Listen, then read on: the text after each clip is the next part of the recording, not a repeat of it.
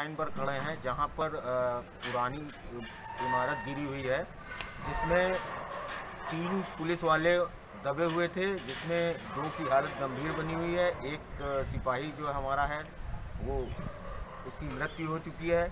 आप हम कैमरामैन की मदद से दिखाएंगे कि आप देखेंगे कितनी इमारत थी, इसकी क्यों नहीं कराई गई मरम्मत। क्या सरकार को इस बात का ध्यान नहीं रखना चाहिए था? इतनी पुरानी इमारत है, बरसात के दिनों में ये गिर सकती है और इसका फंड रिलीफ होना चाहिए था। ना तो फंड रिलीव हुआ है, और अगर फंड रिलीव हुआ होता तो पुरानी इमारत की मरम्मत हुई होती तो शायद ये हादसा होने से बच सकता था। कानपुर में देर रात पुलिस लाइन की बहुमंजिला इमारत गिर गई, जिसमें 3 सिपाही के दबने की संभावनाएं जताई जा रही हैं। आपको बता दें कि ये जो इमारत थी वो बहुत पुरानी थी, जो कि बरसात में ढह गई। फिलहाल रेस्क्यू ऑपरेशन जारी है और साथ ही मौके पर मेडिकल टीम के साथ साथ एडीजी समेत डीआईजी भी मौजूद रहे। फिलहाल तीनों सिपाहियों को मलबे से रेस्क्यू करके निकाला गया है और निजी अस्पताल में भर्ती करवा दिया गया, जिसमें से अरविंद नाम के सिपाही की मृत्यु हो गई। फिलहाल 2 सिपाहियों की हालत नाजुक बनी हुई है। सोचने वाली बात तो ये है कि अगर ये इमारत इतनी ज़्यादा पुरानी थी तो बरसात से पहले इसकी मरम्मत क्यों नहीं हुई?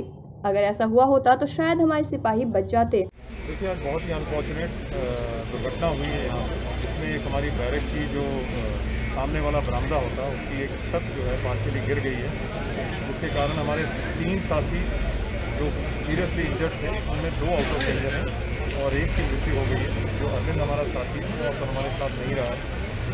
हमारा प्रयास है, अभी रेस्क्यू ऑपरेशन चल रहा है, लेकिन हमारा इस रेस्क्यू ऑपरेशन में लग रहा है कि अब और कोई दबा हुआ नीचे नहीं होगा।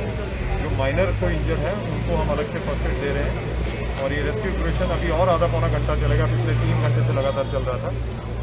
जो साथी हमारा अभी नहीं रहा है उसके परिवार के साथ हमारी बिल्कुल बहुत सहानुभूति है और हम प्रॉपर सम्मान के साथ उसके फाइनल राइट्स करेंगे और जो भी सहायता उसके परिवार को लीगली पॉसिबल है वो तो हम करेंगे। उससे बढ़ के हम लोग पुलिस परिवार की तरह भी उसकी परिवार की तरह। सर, रेस्क्यू ऑपरेशन में कौन कौन सी टीमें लगाई गई?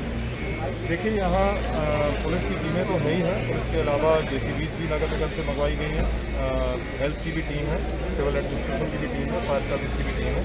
सभी लोग मिल के प्रयास कर रहे हैं कि इस रेस्क्यू ऑपरेशन को फाइनली पूर्ण अंजाम दें। क्या थी जिसकी वजह से इमारत की मरम्मत नहीं हो पा रही थी? क्या इमारतों की मरम्मत का फंड अभी तक रिलीज नहीं हुआ था, या फिर ऐसे हादसों का शासन और प्रशासन इंतजार करता रहता है? देखिए, नीचे जैसा होगा ना, ये डबल स्टोरी बैरक है कहते हैं, जिसका पहला स्टोरी का जो छत था कहते हैं वो गिर गया। उसमें लगभग 10-12 लोग जो है बता रहे थे कि उस समय अपना कहते हैं आराम कर रहे थे। उसमें से 3 लोग जो है घायल हुए हैं और उसमें से एक व्यक्ति का कर्मचारी का बताया जा रहा है कि वो गंभीर रूप से घायल हुआ है। सभी को रिजेंसी भेजा गया है और इस समय हम लोग सभी लोग जाते हैं, आप देख रहे होंगे कि सभी अधिकारी हम यहाँ पर रेस्क्यू कार्रवाई कर रहे हैं।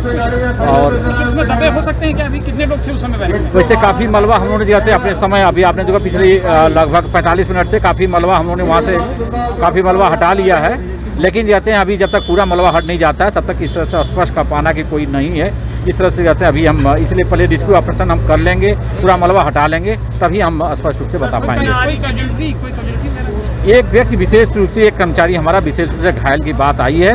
अभी हम रिजेंसी हॉस्पिटल में और अपने एक कर्मचारी को भेजे हैं, वहाँ से जैसी सूचना की उसकी क्या स्थिति है जाते हैं हम अवगत कराएंगे।